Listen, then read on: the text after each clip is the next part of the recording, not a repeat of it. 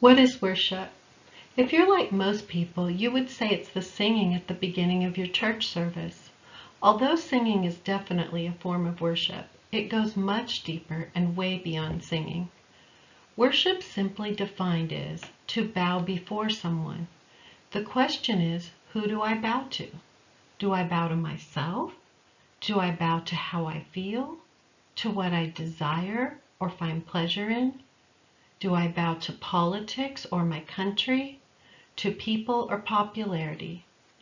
Bowing to someone or something represents respect, honor, credit, dignity, rank, or a person's standing or importance in your life.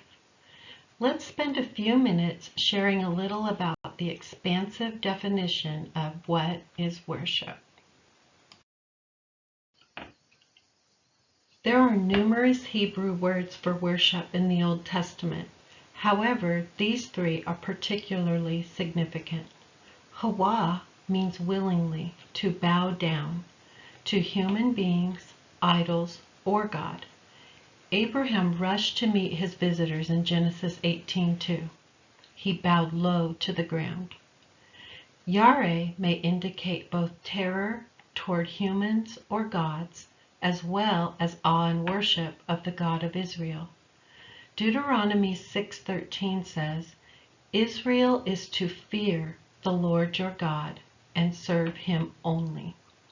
Abad means essentially to serve, and is used both in public and religious life. This means that serving God and worshiping him overlap. You will again see the difference between the righteous and the wicked, between those who serve God and those who do not. Malachi 3:18. The Greek New Testament relies on one basic word for worship, but there are several others that are used occasionally. Proskuneo is the key Greek verb for to worship. It means to fall down or worship someone or something, and seems to have meant originally to kiss a deity, which would require falling down before or bending to the idol. The man who was blind from birth, healed by Jesus, responded, Lord, I believe, and he worshipped proskuneo him, John 9:38. Latrio denotes religiously oriented service, whether to God or idols. Sebo, a verb meaning to worship, includes the ideas of reverence and awe.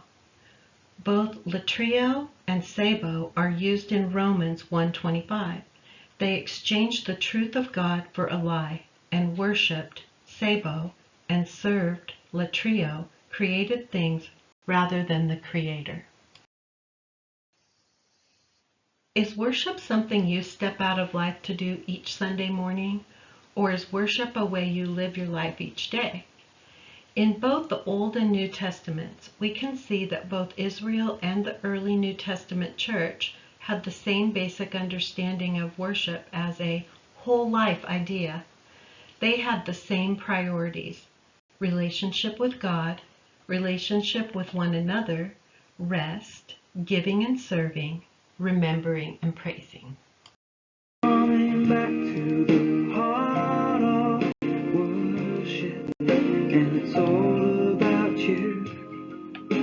It's all about you, Jesus. I'm sorry, Lord, for the thing I've made it. When it's all about you, it's all about you, Jesus.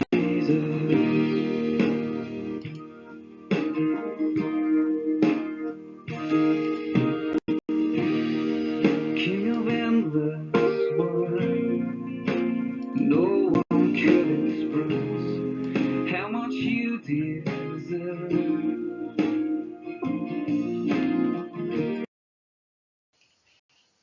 Real worship has a whole life quality to it.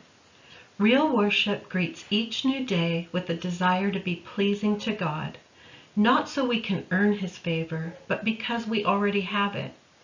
Real worship wants to live every moment as a thank you to the God who comes near, as an evidence of the supernatural connection we share, and as proof that we really know him.